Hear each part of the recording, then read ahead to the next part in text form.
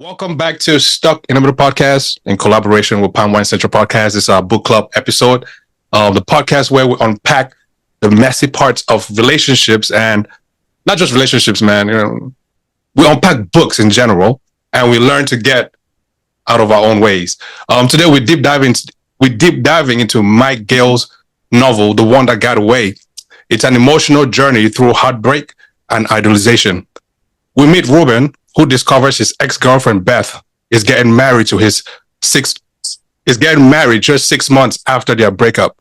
What follows is a hurricane of internet stalking, an elaborate distraction plan with his friends, and a surprising wedding day phone call from the bride herself.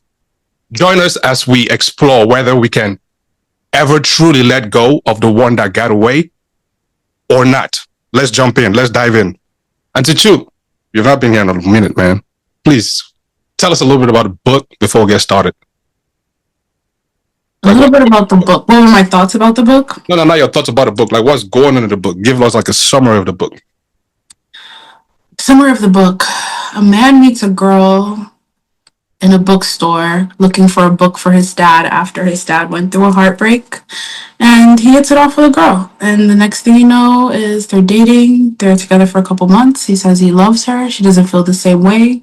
She doesn't feel the same way. She doesn't believe in the idea of love. They end up breaking up because they're two just trying to make something work that isn't working out. He kisses someone else in a moment of weakness. She sees it. They break up. 6 months later, he finds out that she's getting married. He tries to get back with her, but fear and other little emotions push him from not to doing it. His friends throw a bash party for him, which is cool, like an anti-wedding thing. He gets a phone call from her to come rescue her from her wedding on the wedding day. He does it, and then eventually they both hit an epiphany that they weren't really meant for each other, and he was just in love with the idea of her, and he ended up getting them back together with her fiance-to-be, who ended up actually running away too, just as she did, and he helped solve their issues, and he attended their wedding in the end, happily ever after. The end. What to say? Yeah, that was a good one. That's a good one. Yeah, I mean, we can all just pack up and go home now. That's a book, really. But let's go around the room like this. Icebreakers, right? Mane, the story deals with the idea of the one that got away. How did this concept resonate with you personally as a romantic ideal or a source of heartbreak, or even both? Who knows? Well, first, I had questions like, who got away? That's the first question I have. And secondly, for me, I found it confusing because the girl says she doesn't believe in love. The guy believes or believed in love. To me, I would think that when somebody tells me that they don't believe in something I believe in, I'm like, okay, let's go our separate ways. But I'm guessing he stayed in hopes that she would change, but she didn't. I can't remember who invited who to move in. But I'm like, okay, we don't agree on this thing. So why are we moving in? And then he finds someone who believes in what he believes, and then they one thing to another, they get to kissing. Then why is she upset that this happened? So to me, I find this story confusing, because to me, I would like somebody to tell me that they don't believe in this or believe in this than to act one way and then it's confusing. So to me, I would have been like, okay, if I was the guy, I would tell the girl, thank you for telling me that. So we are not on the same page with this, then we should go our separate way. Because it felt like pulling teeth when he was getting upset. That I hope I didn't go through the entire book, but to me, that's why it felt like pulling teeth hearing the whole story. Because to me, I've been like, okay, peace. You can grab our paths crossed, and let me go find somebody who believes in love. Because that's what I believe in. Yeah, I mean, don't they say love is not a straight path? It's very complicated, right? So, but we'll unpack it. Second icebreaker question. not to you, Manna, but did you feel more connected to the then romance and fall in love, or the now heartbreak and aftermath storyline, and why? Hannah. I kind of connected to both, actually. I think that the then I connected to previous relationships where, there are these like red flags and people tell you something that, you're like, well, I could be the person that changes them. I could be the person that, whatever, XYZ. And then that same red flag just keeps coming up in that relationship. And there's a saying like, God won't let you have a moment of peace if you're not meant to be with that person, right? So I connected to the then because, there are definitely situations where walked into red flags, haven't been compatible, and still tried to force that compatibility. But I think I also really connected to the now and like as a grown woman and facing more hard conversations. I think like towards the end when they both kind of had the epiphany and he just kind of was like, you know what, I did try to change her. I did try to, I didn't really see who she was at face value. And he was big enough to kind of still be able to help her move on with her own love life and to seek his own love life. So I think that, I don't know, I think I connected to both, per se. Yeah, okay.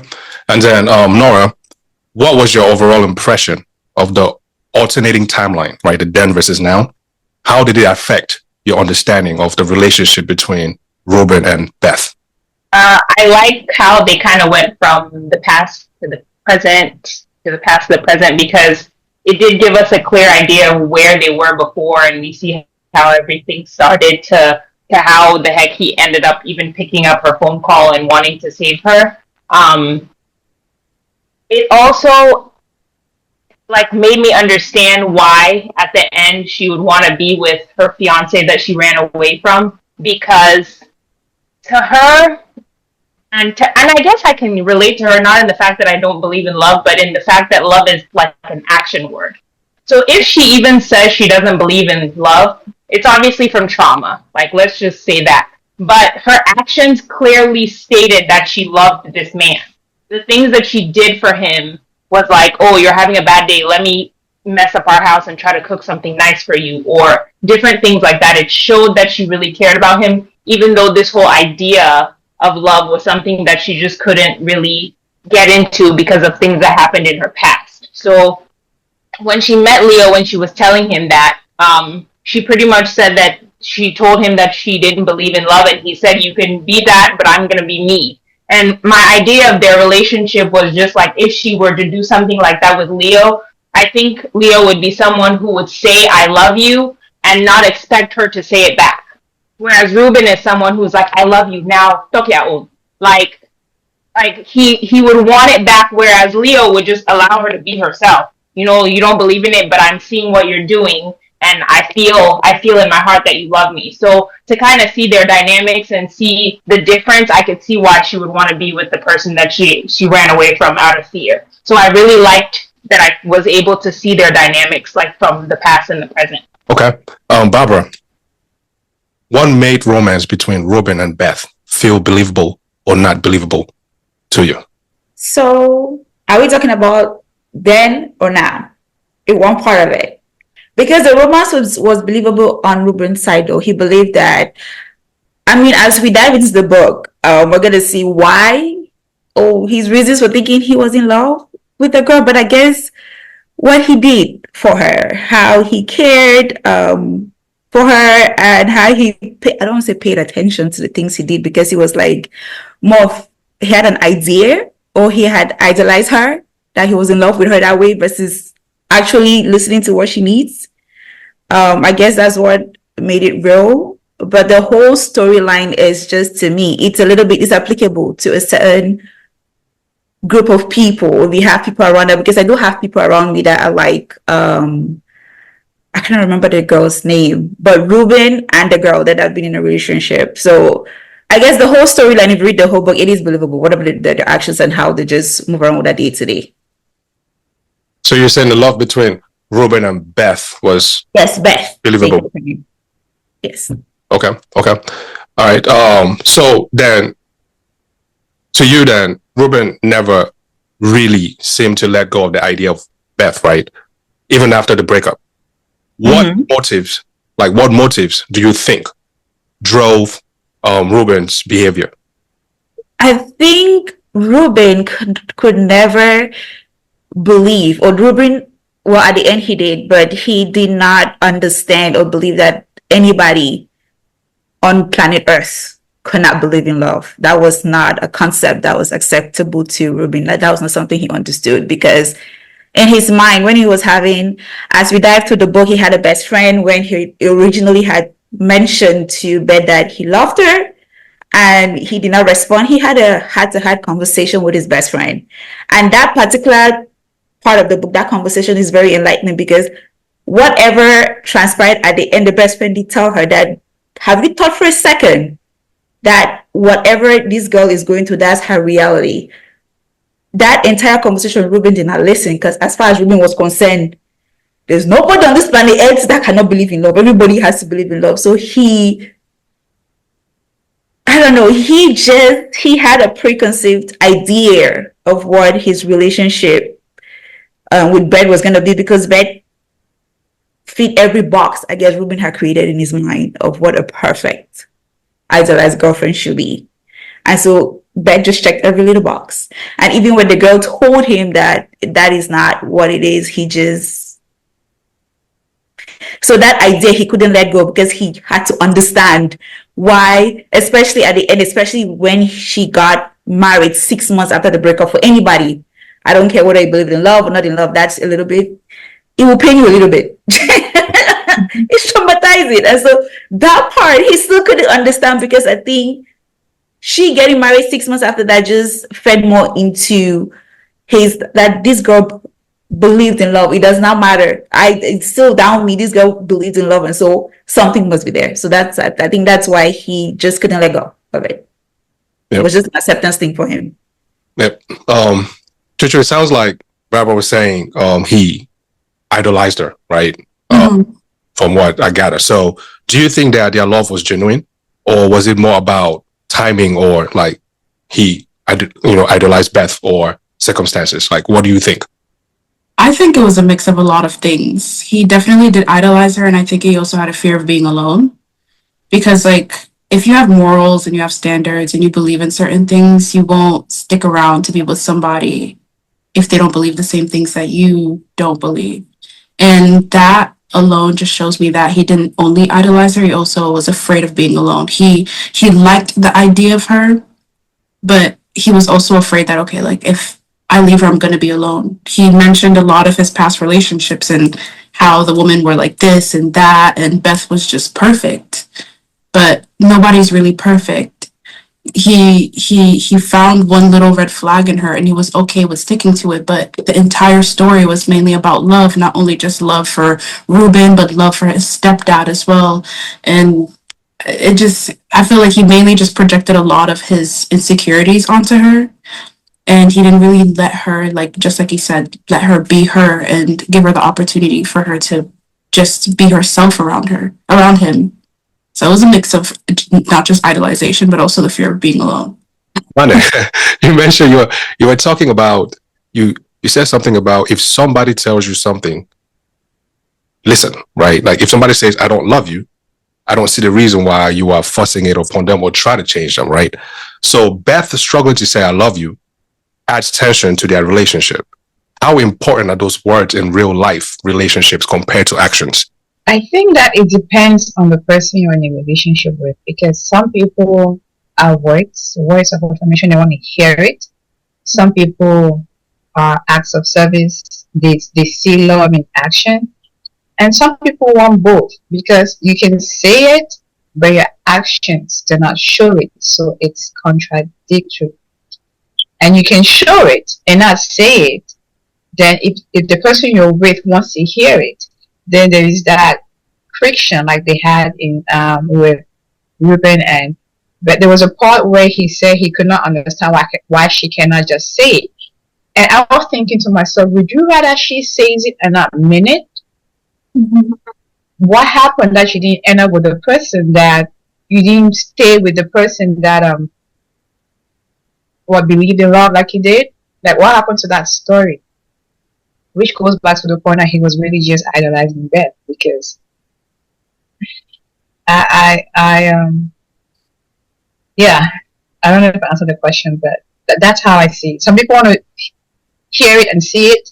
Some people are okay with just seeing it, but if the action is not, because we can tell from Beth's action towards Reuben that she loved him in action, but not in words. She could not say I love you for the life of her. And I love that she stood her ground, because I wouldn't want to be pressured to say those words especially if I don't feel it.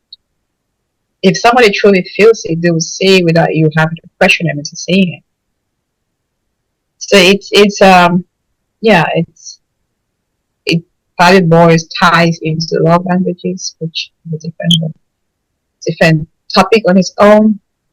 But it was, and the part she got upset because he kissed somebody else, and I was just like, that part was confusing too, because I'm like, okay, you don't love him, but then you're mad that you found somebody that loves him. The principle. Mm-hmm. Right. That to me was confusing. I mean, why? Because, I mean, they're in a relationship, yeah? They both agreed to be in a relationship. So regardless of whether she was saying it or not, he still has a role to play, which is not go outside of that, right? Because what he did was going outside of their agreement, right? So, okay. I mean, I can see. So yeah, I guess he could have said, okay, we don't see eye to eye on this, let's end this, so let me go find somebody who loves me. Yeah. Right.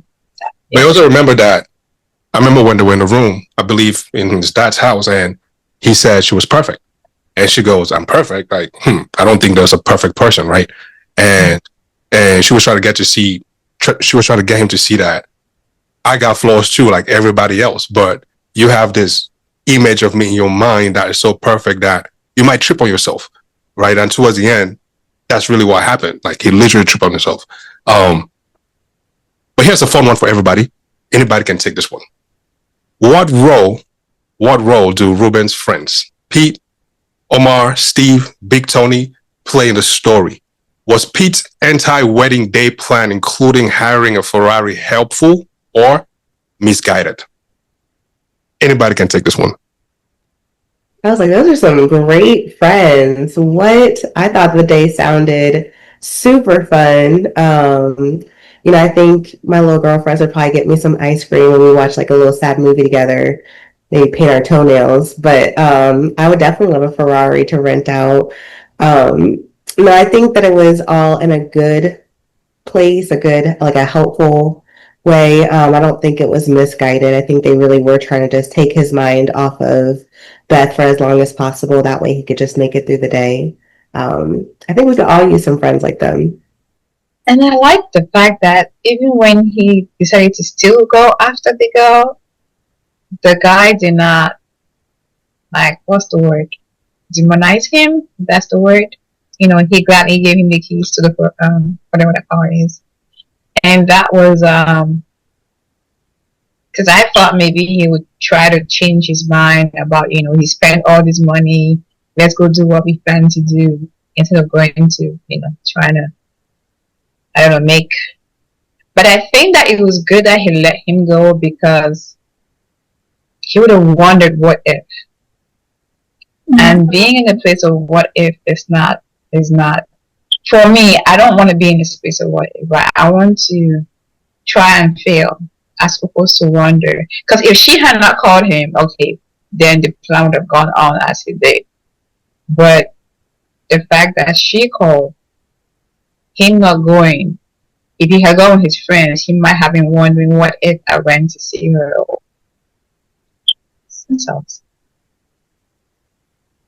I think his friends were good. Like, they helped ground him, but also I feel like they enabled him a little bit. Because me personally, like, if I was in his shoes, I want my friends to be like, all right, like, I don't want to think about this day. I don't want to celebrate this day, nothing. I want to focus on me. What could I be doing better? like mental health check. What are my hobbies? What hobbies did I give up in the 6 months that I was away from Beth? Or what hobbies did I give up in the 9 months that I was with Beth? Like, get me back to Reuben rather than me having an anti-day. Anti-day is like almost like an enabling thing. It's like, oh, F you, like, blah, blah, blah. And the Ferrari too was just the cherry on top of everything. I liked it, but personally, just based off of experience with what I've been through with my friends, rather than us celebrating something bad that happened and trying to make light of it, we're gonna figure out what to do better for me and like next steps, because the day's gonna pass, you're gonna forget it, all you're gonna have are memories to think about that day, rather than you already putting in like a 6-month plan, like 6 months from now I'm back in the gym. Let's go to the gym, bro. Let's work out. I'm going to therapy. Let's go to therapy. Let's go and talk to other chicks. Something else. Not have an anti-wedding day. See, I am peace in this whole situation. I'm the one that will call because I come with the outrageous ideas. We will rent the Ferrari. We will enter the street. What do you need? I don't drink, but we'll drink that day.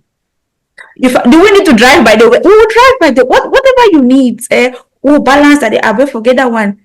The fact that you said it was an FU day, I'm very okay with that. Okay. What do you mean? Pete is me. I am Pete. In my head, right? I pictured Pete. I was quarreling with Pete because I feel like Pete did not do enough. Pete should have cursed that girl out that day. That listen, you really want to go back to this girl? That's the way I will bring the girl down to you. You double think before you answer the call. But I do agree with Manny, right? I am let's dot our I's and cross our T's girl. So even though I'll tell her, my man, we have some girls at that Debbie that we're supposed to go to. If we just go to the club, we'll pick you a few babes. In fact, how many do you want this? We'll bring a few. But I also encourage you that go and see what this girl wants. Because honestly, if somebody's calling you on that wedding day, something happen, just the prayer will be, I'll go with you though. I'll drive you. You won't go by yourself. Because I want to hear what you say so that in case you want to phone for, I can slap sense back into your head. But we'll go and just hear what she has to say. And if it means that you go there, I'll encourage that when we're getting there a bit, I need you to build a cuss-off plan so you can cuss her out. But if that's not the case, let's reach there, and I guess you'll resolve whatever needs to be resolved with both parties. So I am Pete. I actually appreciate friends like Pete.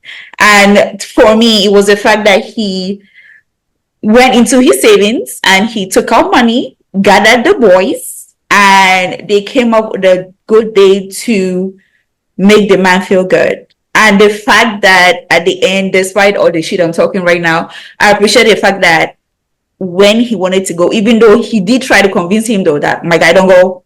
Please don't go. He said, you know what?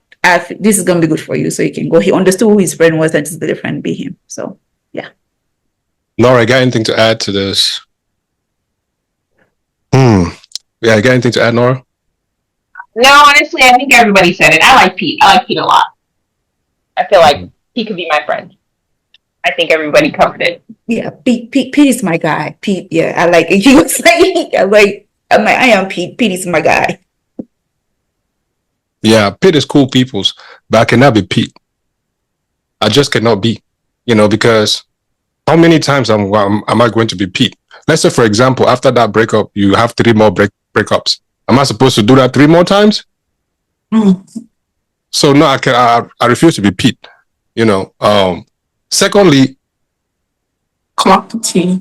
it's a Ferrari we're talking about, yo. Like, we're not talking about a Toyota Camry or a Mazda. Not to say that, I'm not knocking those brands, but I'm just saying, you rented a Ferrari and then you receive a phone call and then you drive with that Ferrari to go. I don't know. How did my chest pain me for a little bit, for a second? Like, I felt like I was in the book, my chest really pained me because, let's think about this. Why in the world was he the first person that she wanted to call? Why? You don't love the man, right? So why? All of a sudden, is that number that you said, oh, I know you will pick up. It's not some form of, what's the word? Manipulation. You go. Mm-hmm. I thought the same exact thing because, like you said, Reuben is a hopeless romantic. Let's just put that out there. From his character, he gives hopeless romantic. He loves love and he loves to love and be loved back. So yeah, he's gonna go through a couple more breakups, probably. He listed a slew of women that he dated, and Beth being one of them. I'm not gonna take out a mortgage or a Ferrari each time. No, my friend, you need to go to therapy. You need to go talk about whatever inner childhood trauma you're dealing with. Cause that was my house I just gave up for you to go kiss a chick and then go to her wedding after. Like, See, I'm with you. Like, you know, your friends in a way are like Reuben, right? I like Pete, but in different ways. ways. Yes. Yeah. Yes. Yeah. I agree. Yeah, I most definitely agree, but I feel like this was maybe an instance where his friends needed to give him more tough love than fun love.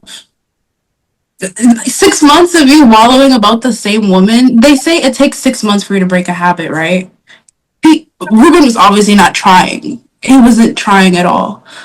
And it took the cherry on top of him finding out that she was getting married for the whole whatever the heck he was going through to fall apart. The man wasn't trying. He didn't try for 6 months to get over her. He didn't do anything to better himself. So obviously he found himself back in that same spot, being vulnerable. But eventually, you know, like good things came out of it, but it could have been handled a lot better. He could have been a little bit more emotionally mature about it. He had a lot of outbursts, and it's passion of love. But overall, he's a very hopeless romantic. And no, I have to buy a house. I'm not gonna give you a Ferrari for a day to go joke around with it. I'm like, I would know. Maybe I have a different. Uncle Ike, I have to answer Uncle Ike's question on why she called. Sorry, man, after you're done, why Beth called Reuben.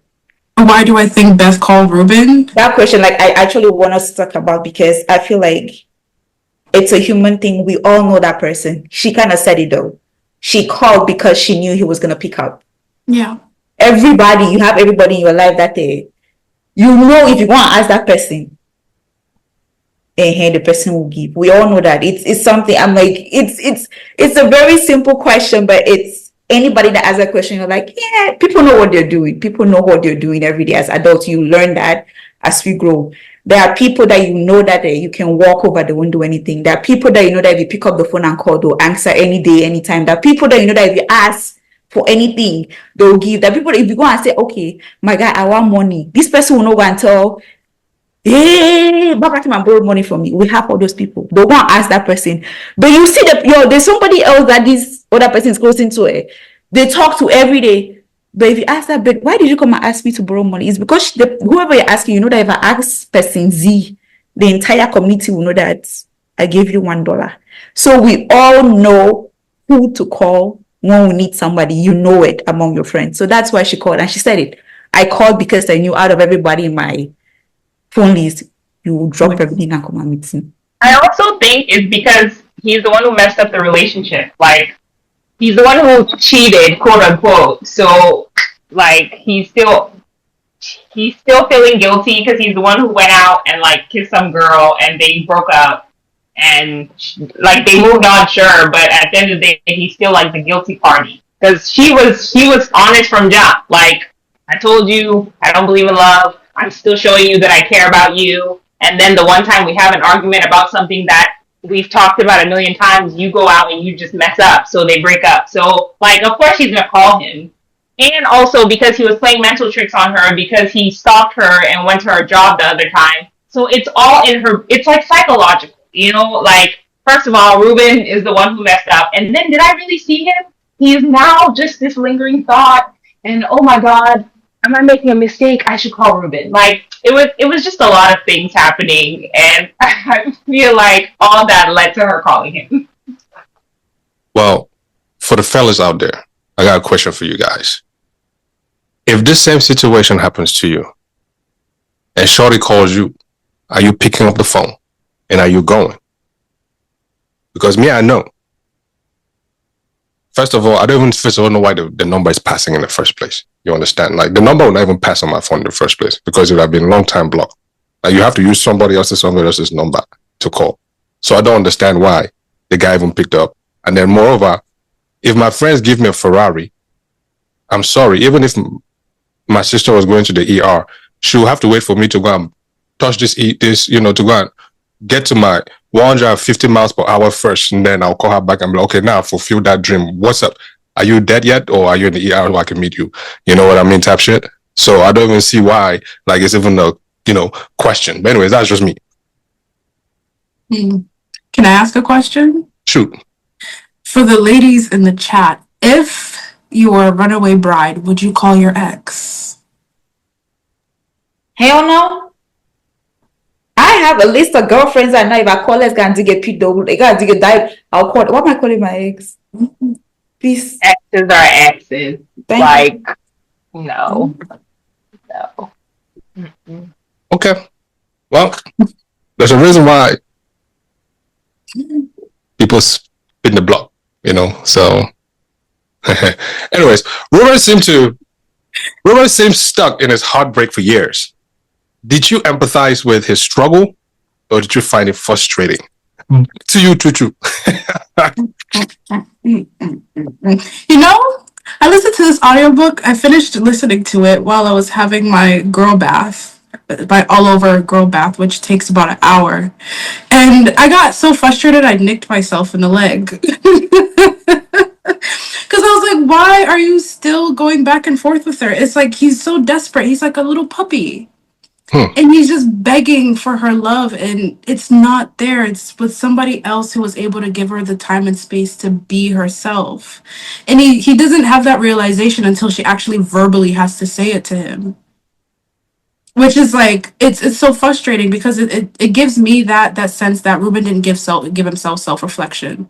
He didn't sit down and really think about a lot of the things that happened between him and Beth to really realize that she was not 100% herself when she was with him. And it wasn't until they had that moment together and everything just came to light. So he spent 6 months just, I don't know, not doing the work again, being a stalker. And it was very frustrating for me. Interesting. Sorry. Okay. So let me ask this to Manny then. Being that you said that some people go by action, some people go by words, and some people want both, right? In this situation, did he shoot himself in the foot or not by not saying that maybe her own way of communicating that is by showing and not saying, right? Did he shoot himself in the foot by that? Or was it important that she says that, I love you? It was important for him to hear it. But she already said she doesn't believe in love. And I think she said it more than once. So I trying to pull it out of her, to me, felt like he was trying to pull teeth. Just either be with her and let her be like the other guy did, or let her go. And be like, you know what? You believe in this, I believe otherwise. This cannot work. Okay. Hannah, how does seeing Beth move on, especially on her wedding day, force Reuben to confront his own grief and regrets? I think because, like everyone said, he really hasn't gotten over Beth, and that's 6 months that they've been apart, and so he's still wondering what if, or like what he could have done better, or just different things about how he could have maybe saved the relationship. Sorry, what was the first part of the question?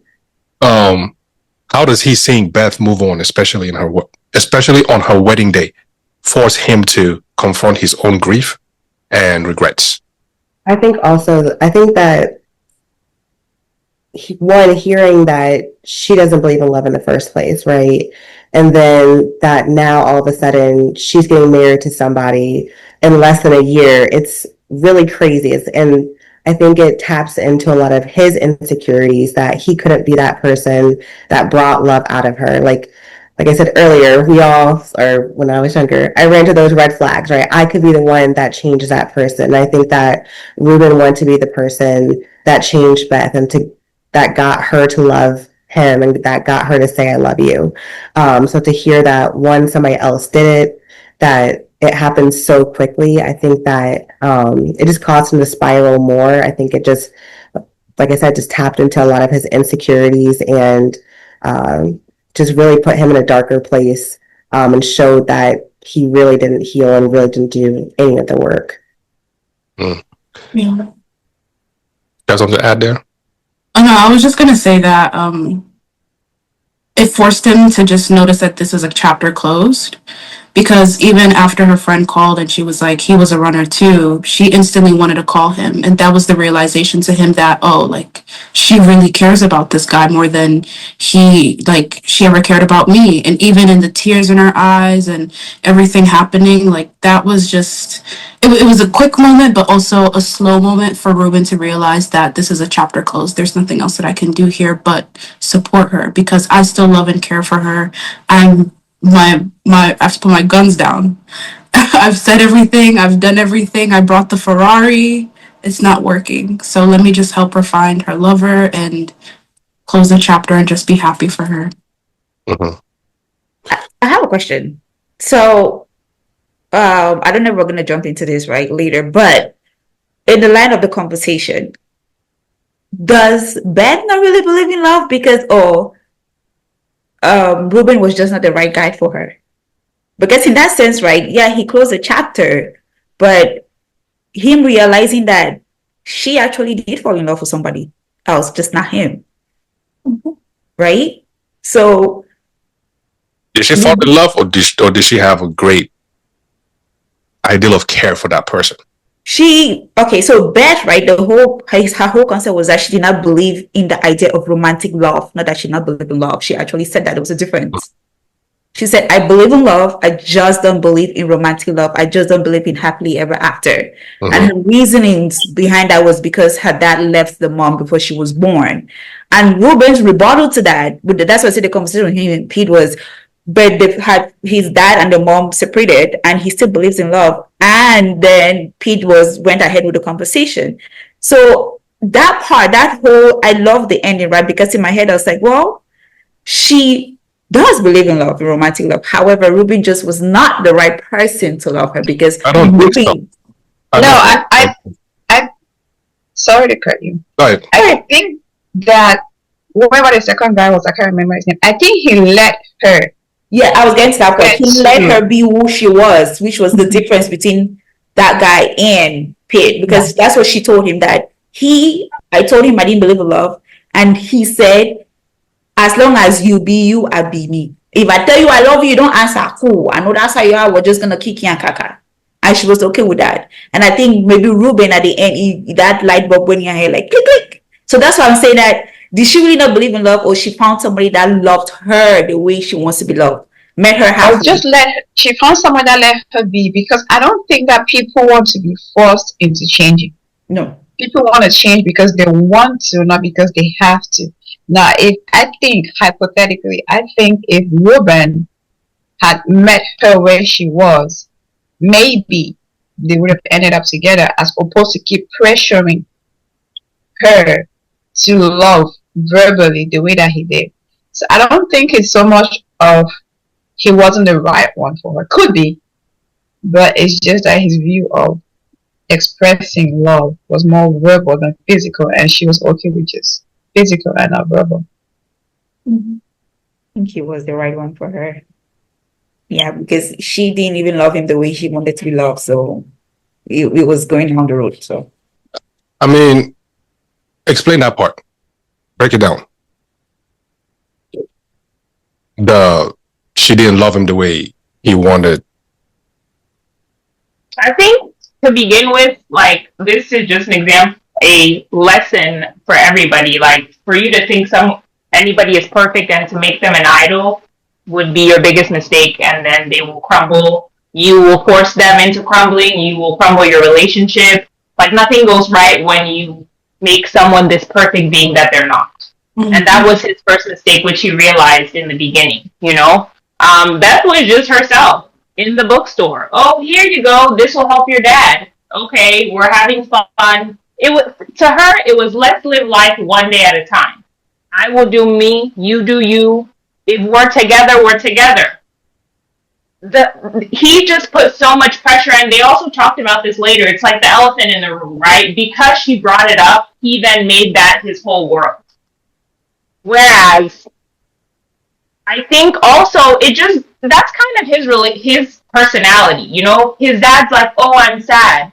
So then he made his whole world about, oh, I need to fix my dad's situation, you know? So it's like he gets pretty fixated on something, and he's like a fixer, and he wants to make everything okay. And I think because he got the book, his dad met this girl, they got married within a couple of months, and they're, oh, I love you. That definitely triggered him, because how are you gonna go to your dad's wedding, and then right after that, your girlfriend is like, I don't believe in this great thing that just happened because of us, you know? That'll make this guy kind of mental. So I think he's just somebody who kind of just takes things to the extreme. And because he thought that she was perfect to begin with, it's going to break. Like, that's so much pressure for somebody. That is a lot of pressure. If you make anything perfect, it's not realistic. You know, and it took him time. It took them having a real relationship, a real conversation later on for him to be like, yeah, my bad that I even said that to you, you know, to put that much pressure on you, because that's not realistic at all. You get to meet somebody in life, right? And you don't know anything about that person, and you have this idea just from the physical, right, of what you think they might be, up until, you know, y'all get to the, you know, talking and chopping it up and things like that. And then a whole new world is revealed, right?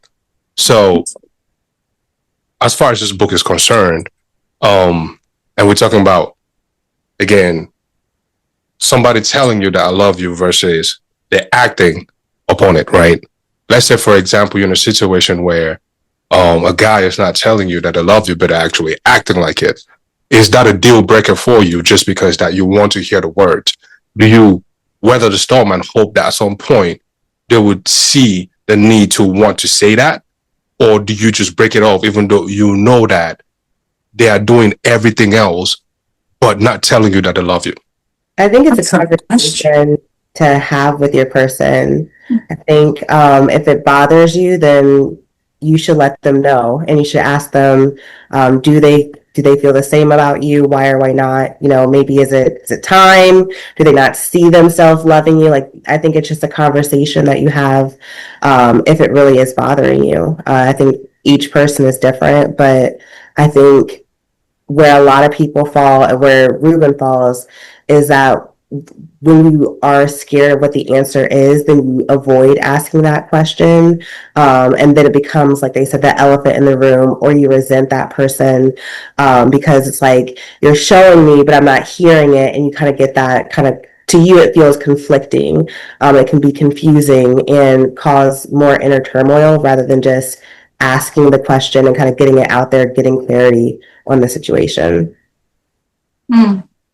That's pretty straightforward. Any other supporting ideas, thoughts to that? I mean, sorry, go ahead, Nora.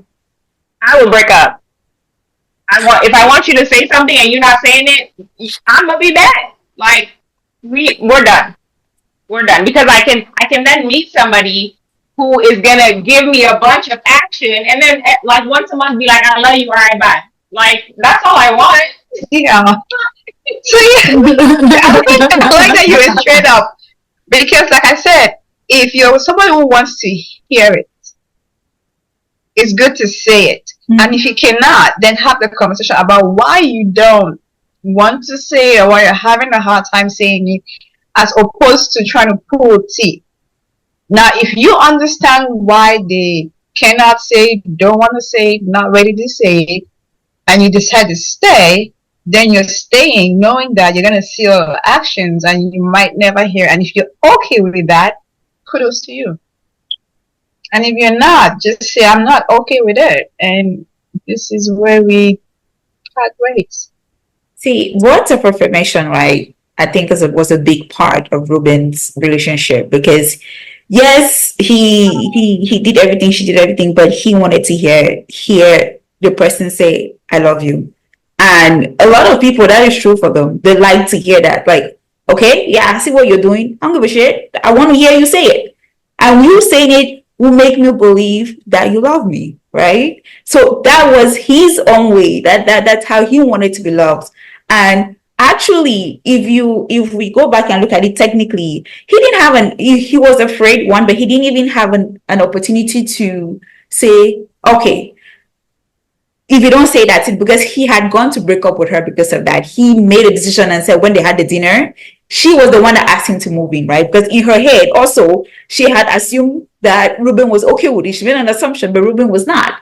Reuben got to that dinner, they got talking, he didn't eat, and she just did not pay attention to it. And when right she was about to break up, she said, oh, let's move in together. Right? Anybody even confused? Well, man, if you are, Reuben is a hopeless romantic. I'm saying from that aspect of things. So he just did not say it. And in his head, as Nora has said earlier, he's a fixer. He likes to fix things. So he's thinking that, okay, yeah, I can change her just by showing her that I love her and da da da da da da. She's eventually gonna see, but it just never changed because my darling Reuben never listened. And she made it worse because, as he said, not that she made it worse. I think the girl did try. She did. She did the things that Reuben liked. Reuben likes to watch horror movies and she hates them, and she went and watched them. Is it horror movies or guns and whatnot? Guns and stuff, right? She did her best to meet Reuben in the middle, but that was not enough for her because Reuben loves to hear the words. He's a word of affirmation guy. He wanted to hear her tell him I love you back, for him to believe it. And so it did not matter whatever she did. It was not satisfactory to him. And because he couldn't reconcile that, that's why I said they were not compatible at all. Because it was bound to break someday. It was like down the road. In the book context though, it's just down the road.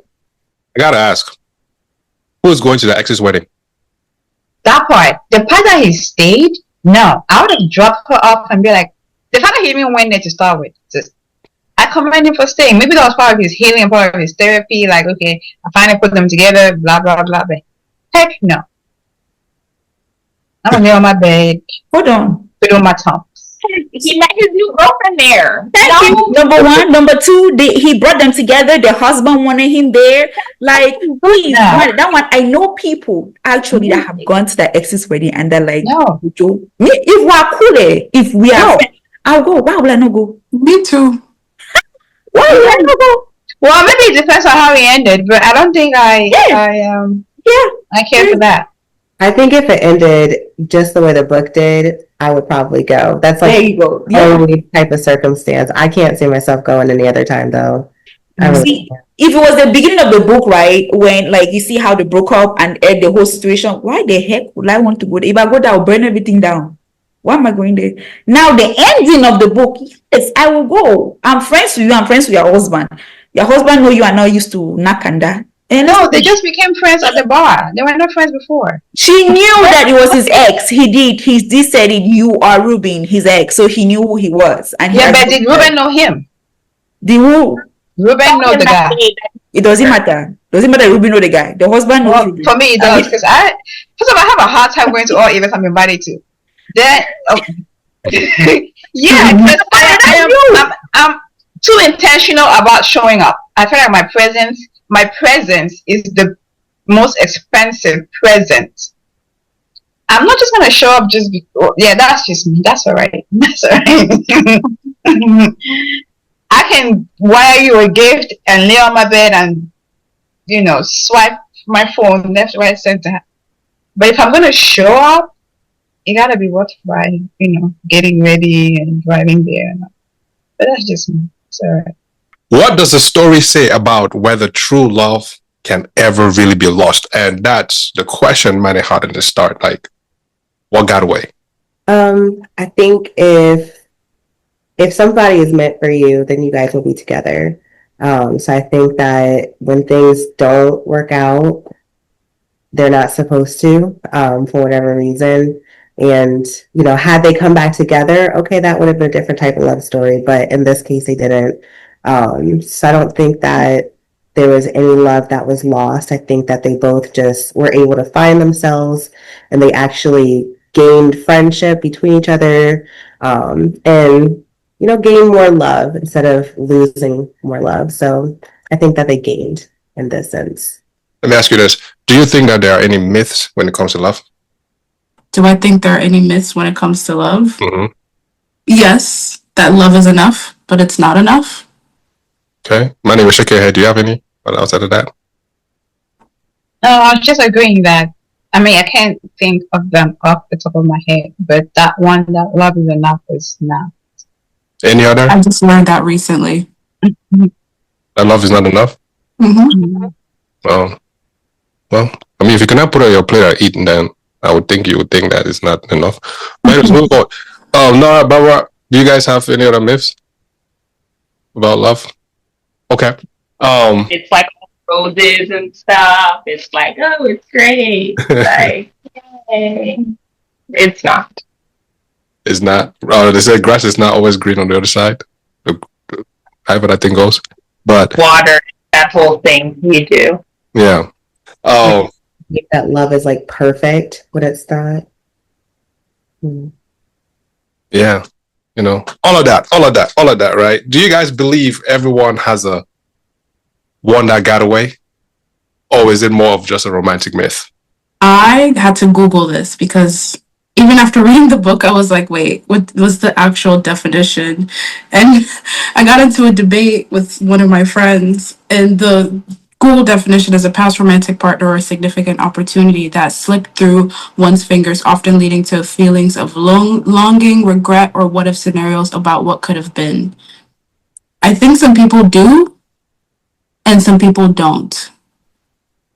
And just speaking from like a Gen Z term, most of us, I don't really think we do, because we're like serial daters. we date and dump, date and dump, date and dump. So nobody in this generation really has the one that got away. But like, for me personally, if I'm in a relationship with you, I'm going to exasperate all odds so that if we are no longer together, I don't have any feeling of regret, any longing thoughts. The only thoughts I'm going to have is I tried from A to Z and nothing happened. I'm at peace. Okay, now. Okay, now. No. Please, somebody else. Sorry, what was the question? And I like it up. Wait, what was my question again? Do you believe everyone has a one that got away, or is it just more of a romantic myth? I think you guys didn't have like closure, because in Reuben and Beth's case, they were able to talk it out, cry it out, kiss and make up, literally, like, and everybody had their epiphanies, so they can literally move on freely. That's how he can go to her wedding, because he's like, man, this just wasn't gonna work. You just brought something up now that I even remember it. I don't trust that Reuben guy because he kisses every woman. Like, what's wrong with that guy? Every woman that he has spoken to, he magically find a way to want to kiss her. Why? Hopeless romantic. He's a hopeless romantic. That's just what it is. He's a hopeless romantic. He loves physically and in all the ways. Reuben's giving too emotional. That guy is problem. The guy just walking, I wanted to kiss everybody. Like, he just is a girl. Start talking. Ooh, I wish I could just kiss her right now. Like that, like solidifies his love for her or what? Like I don't. Anyways, that's just my opinion. Sorry, Nora, continue. No, but I just think once you've had a really good talk and you feel like, oh, I've aired out my grievances and everything is okay, then nobody's gotten away. Everything is okay. You can move on freely now. So, yeah. Yeah, I was gonna say because in the beginning I'm like, who got away? Because in this story, it doesn't feel now. If Reuben did not come to her rescue, I could say that Beth got away because she got away from him and then found somebody who would meet her where she was. But it doesn't, because they got to sort out their, because to Reuben, it would have been his story that she's the one who got away. I mean, that's how I see it. Okay, so the way I see it, I think Beth got away from Reuben because Beth checked every box in Reuben's chat based on, because Reuben he went through a list of girlfriends that had many things that he did not like, even the ones that he said they are crazy ideas, and he just liked that because of her body.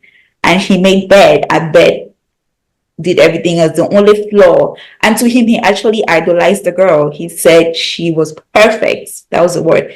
And to him, he was bent on getting married to her. Her only flaw was, I don't know if it was a flaw, was that she did not believe in love. And he set up on a journey that he was going to change that. No matter what happened, he was trying to do that. And when he couldn't do it, he messed up.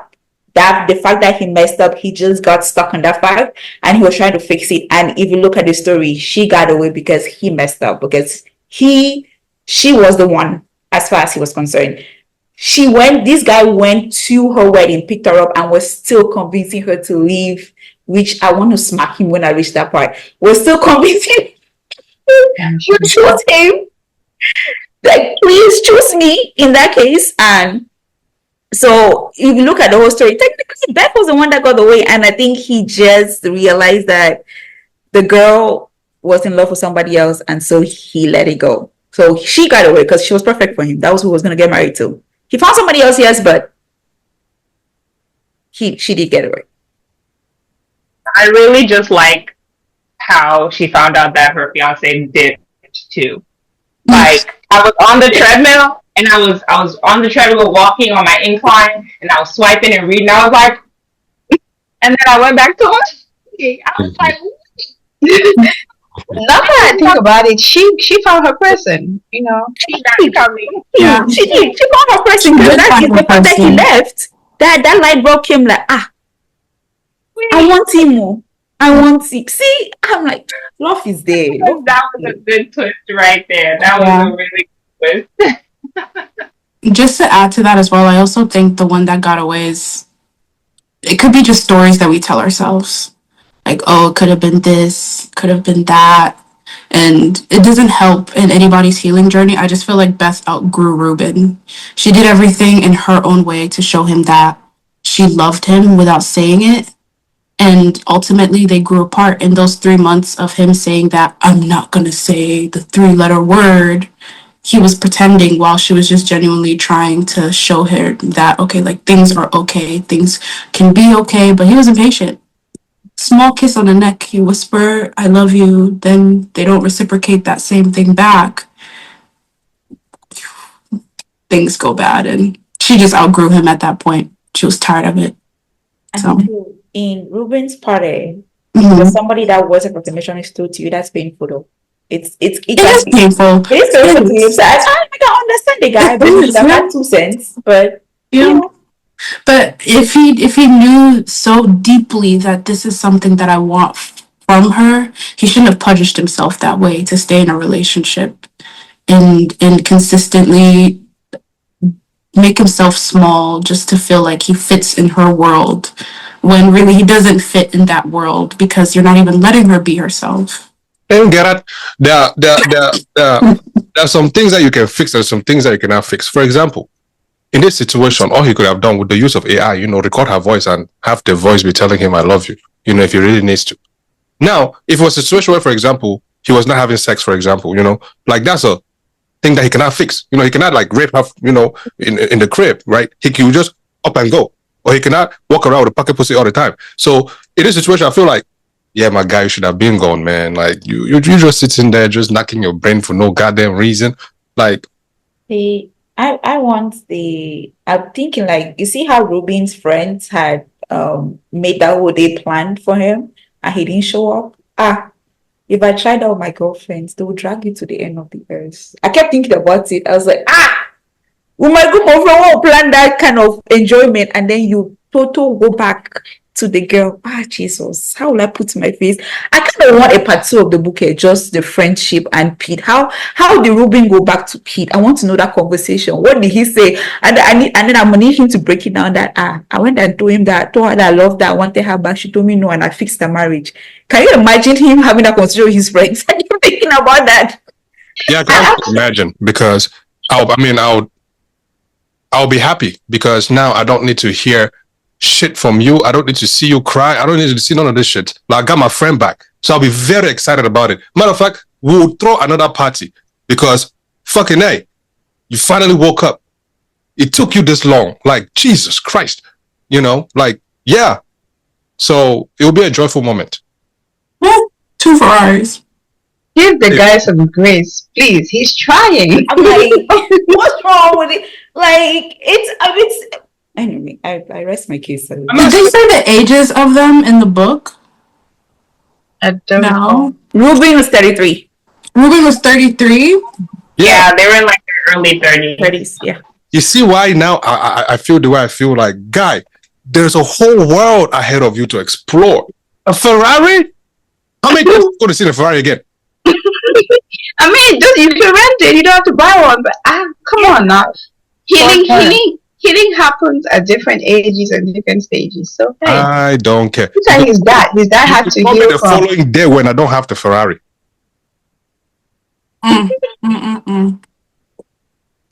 Just saying. Reuben gives emotionally immature.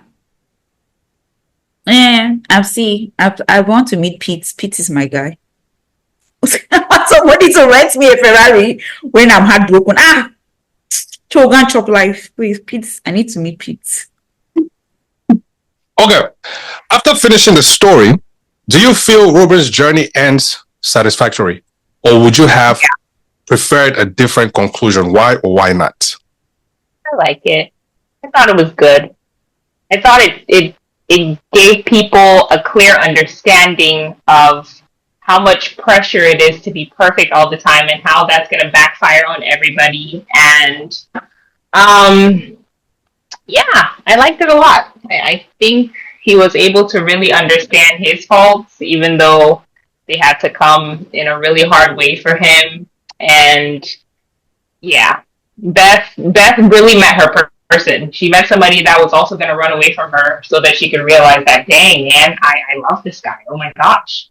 So you know what? Now that I say that, I think because Reuben was always like, "Oh, tell me you love me," she was just kind of like, "Eh." But after her fiance was like, "Peace," she was like, "Oh my God, I might lose him." So I think it was very two different dynamics that she really had to like pick and choose from. So that was another part. That was good. Anyways, I liked it. I thought for Reuben it was a good ending. Let me ask this, right? Because it seems as though everybody is convinced that she loves this guy but me. What?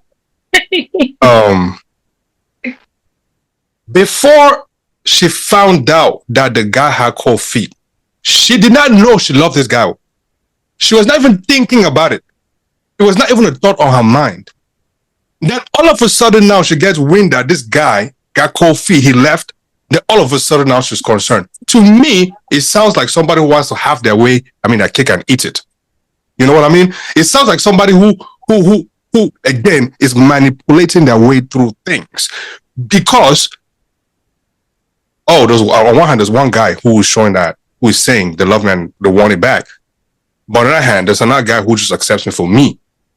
And really, I don't want to be alone. So yeah, I'm just go to one that accepts me, because either way, I don't need to say I love you. You know, because I don't see the reason why. Again, you're having cold feet for one, and then you go and call your ex.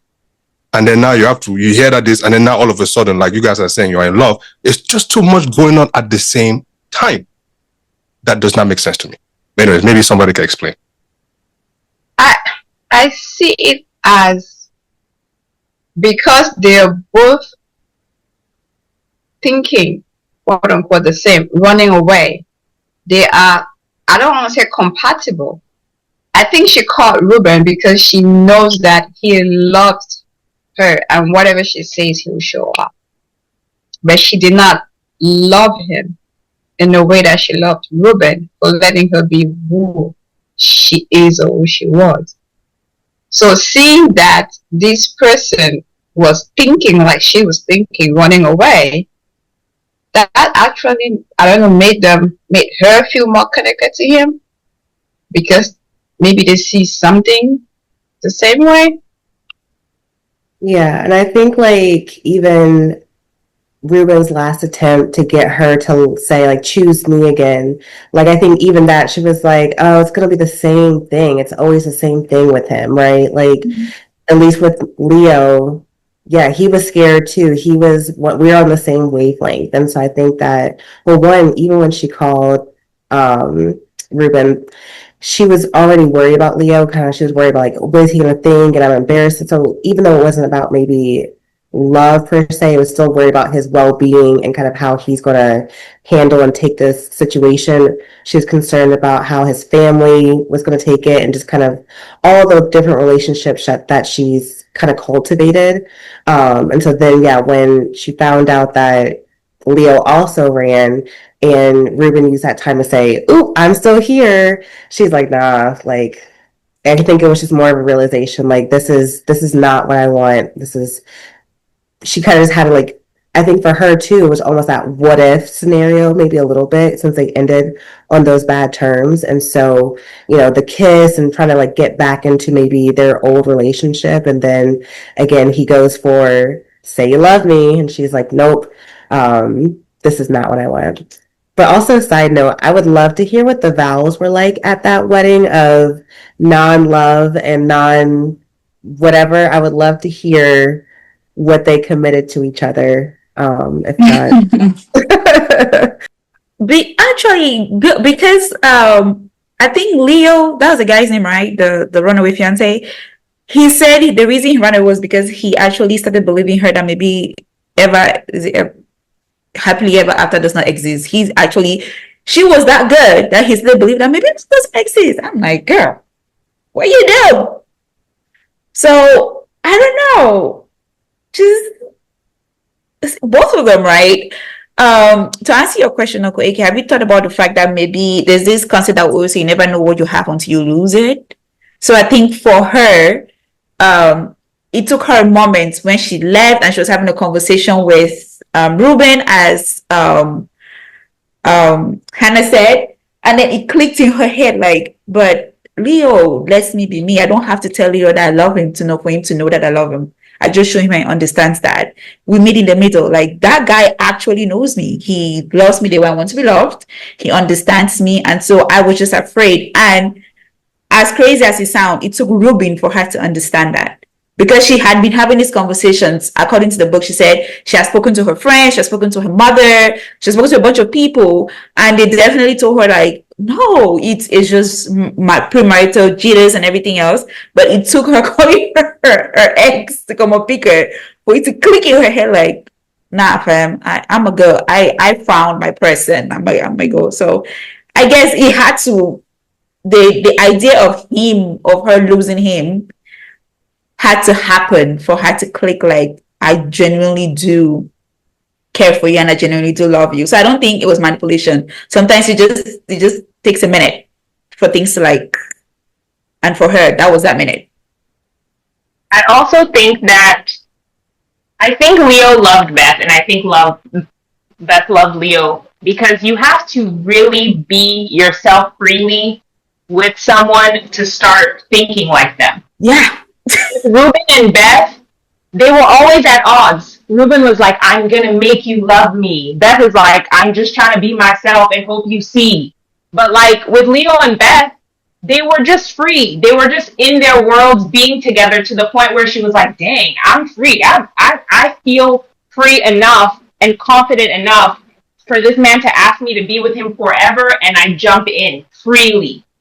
And then this guy is like, oh my God, maybe she's right. Maybe she's rubbing up. Like, you have to really feel connected to somebody for you to start thinking the way they do. So I really think that at least they let themselves be absolutely free with each other. That takes a lot. And we can all say that Beth doesn't the word love, let's just say, just scares her, you know? But in all that they were going through, I feel like whatever they had was genuine, for sure. Now she started believing that romantic kind of love that she said she's not Mhm. believing. You can't tell me none. At the end of that book, I was like, yeah, she did. She did. Okay. All right, let's conclude. Because it's a novella, I guess I'm just today now finding out the difference between a novel and a novella. A novella is a short one and a novel is long. Duh. Anyways, do you think anything feels rushed or undeveloped? Being that it's a novella. If you could expand on one part, which would it be? All right, let's. You go first. It was definitely rushed. I think they should have expanded on like the 6 months that Reuben was without Beth. I would have liked to hear what he was doing, me personally. But everything felt rushed in the entire book. I mean, obviously it's like only a couple pages. Just the whole story was rushed. From dating to breaking up to she found somebody new in 6 months. They planned a wedding, they're married, to Ferraris and kisses and back to the altar. It was definitely rushed. But I definitely do want to hear more of what Reuben was doing in the 6 months, like leading up to all the events that happened. I would have probably liked to hear about like Beth's childhood, because all you hear is the fact that, oh, my dad left early. I'm sure her mother probably may have had like a bunch of failed relationships because she was a single parent. Like you could just imagine like what the parent-daughter dynamic would be that would cause her to then feel that way. So I think that would have been something that I would have probably liked to see more. I think I'm half and half for a reason, right? The stories, I'm one of those people like it's straightforward. It gave me what I needed, but there were few, it was just the way I wanted more explanation has nothing to do with the love story. Like I kind of want to know why Reuben's mom left. And when I married a dentist, and that's just the nosy side of me, because he has nothing to do with the story. I was like, why did she leave? And now I'm curious, what happened? And then I wanted to know, you mentioned Beth. I wanted to understand, it's more to understand Beth, her psychology, her thinking, how she got to that point, why she's feeling that way, and what happened to her mother, and see if that story could develop. But the storyline itself with the couples, I think it was perfect for me. Reuben was that for 6 months, that's okay, this is what happened. Like, it was just okay. I think I'm on the same line with wanting to know more about, Reuben's, mother living, because I think that could explain why he was trying to be a fixer in his relationship, because maybe he tried to fix his mom and dad's relationship, because as adults we tend to relate in adulthood in the same or similar way that we relate with our parents or siblings growing up. And the same thing with Beth, to understanding, because when she said she did not believe in love, I wanted more background besides just saying that my dad left my mom when I was pregnant. So that there has to be something that she experienced after she was born that made her come to that conclusion. It could not just have been that little kiss. So yeah, those two. Mommy, I was like, I want to see these dentists now. Give me a background of these dentists. Let me see. So what did he say to her? She just woke up and left like that. Like I have questions about that. But anyway. Definitely the suggestions that everyone else said. I think also maybe just they could have expanded a little bit more on the epiphany moment. Like I think it was like everything in the book kind of worked up to this moment where they're kind of finally reconnecting, and it just felt like it was everything in the book was just kind of back and forth and a little bit chaotic, but that part felt more chaotic. It was like they're looking to each other's eyes, and then she's like, no, and then they're kissing, and then they're like, no, and it just felt very ping pong-esque, and I just felt like, yeah, they could have definitely taken more time, because this was the part that we're all waiting for, and kind of to see how this whole thing is going to resolve. So take your time with it. We waited for it. Nice. And to you, the listeners, we'd love to hear what your conclusions are with the book, or this conversation at that. You know what to do. Leave a comment, questions in the comment section, bottom, all streaming platforms or social platforms. You know, let us know what you guys think. Our next book, Men Are From Mars, Women Are From Venus, The Classic Guide to Understanding the Opposite Sex by John Gray. That should be a good one. I think it's about, audio-wise, it should be 8 hours. 28 minutes. 9 hours, 28 minutes, not 8. 9 hours, 28 minutes, yeah. So that's almost 10 hours. Anyways, just break it down. 2 hours per week and you'll knock it off. No, 3 hours per week and you'll knock it off. Easy. Yeah. But anyways, Men Are From Mars, Women Are From Venus is our next book. Grab that, read that, and we'll be recording that at the end of next month. Again, thank you guys. Thank you, Hannah. Thank you, Mane. Thank you, Barbara. Thank you, Nora. Thank you, Chuchu. We're missing T, Josie. Yeah. If I'm missing you, well, my bad, man. You know, it's been a long recording, you know what I'm saying? So catch you guys on the next one. Yeah. In conclusions, thank you for joining us on Stuck in the Middle podcast. Well, Stuck in the Middle in collab with Palm Wine Central Podcast Book Club. Today we explored Mike Gayle's The One That Got Away, examining how Reuben's idolization of his ex-girlfriend, Beth, ultimately gave him way to reality and healing. We hope this discussion about love, heartbreak, and moving forward resonates with you. Share your thoughts on Reuben's journey in the comment section and Beth as well. That's all for us. That's all for you today. That's all we got. Join us for the next book. Again, our next book is Men Are From Mars, Women Are From Venus, the ultimate guide, the classic guide to understanding the opposite sex. I'm one of your hosts, Uncle AK again. Catch you guys on the next book club. Peace.